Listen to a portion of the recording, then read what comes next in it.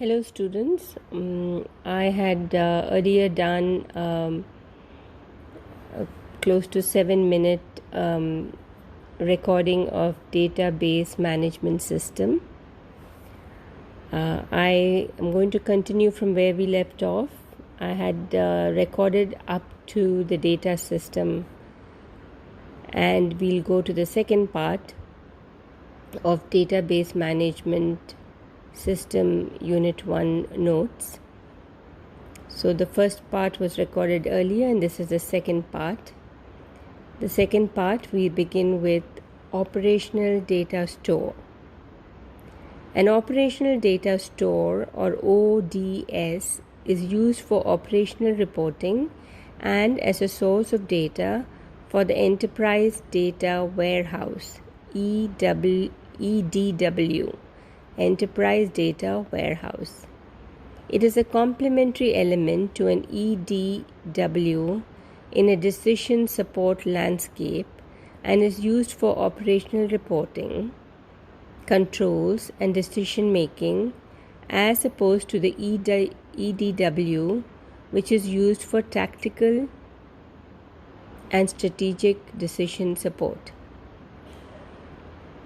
An ODS is a database designed to integrate data from multiple sources for additional operations on the data, for reporting, controls, and operational decision support.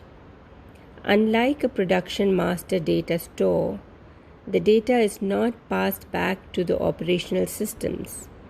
It may be passed for further operations and to the data warehouse for reporting. An ODS should not be confused with an Enterprise Data Hub, EDH, Enterprise Data Hub. An operational data store will take transactional data from one or more production systems and loosely integrate it. In some respects, it is still subject-oriented, integrated, and time-variant, but without the volatility constraints. This integration is mainly achieved through the use of EDW structures and content. An ODS is not an intrinsic part of an EDH solution, although an EDH may be used to subsume some of the processing performed by an ODS and the EDW. An EDH is a broker of data, and ODS is certainly not.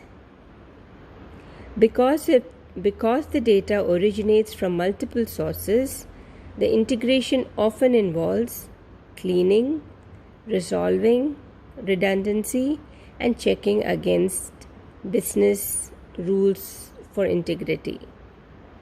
An ODS is usually designed to contain low-level or atomic, that is indivisible data, such as transactions and prices, with limited history, that is captured real time or near real time, as opposed to the much greater volumes of data stored in the data warehouse, generally on a less frequent basis. The next heading is data independence. Data independence is defined as a property of DBMS that helps you to change the database schema at one level of a database system without requiring to change the schema at the next higher level. Data independence helps you to keep data separated from all programs that make use of it. Types of data independence.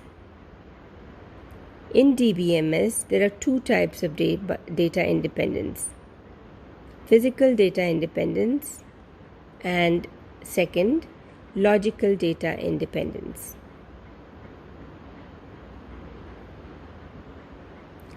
But before we learn data independence, a refresher on database levels is important. So here we are going to talk about levels of database, after which we will talk about the two types of data independence. Levels of database. The database has three levels: physical/internal, second, conceptual, third, external levels of DBMS architecture.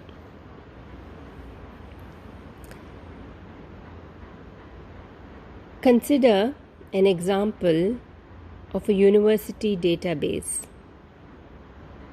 At the different levels, this is how the implementation will look like of a university database. Type of schema implementation: external schema view, which will include course info.